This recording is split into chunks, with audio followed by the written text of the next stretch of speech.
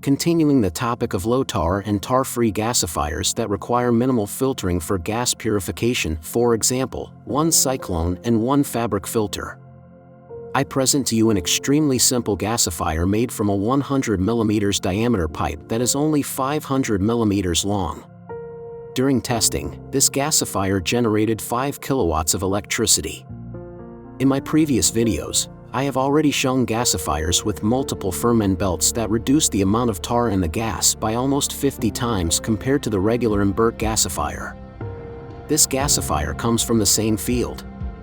Scientists who created and tested it claim that it is better than invert gasifiers. There are fewer deposits in the pipe than in a regular gasifier, making it much simpler. To find the best air supply parameters, scientists created 7 furmen belts and tested them. Based on these experiments, they found the best ratio and stuck with it. In the end, we showed how much air to supply through which furmen belts. In fact, this video is a complete explanation of how to build such a simple gasifier.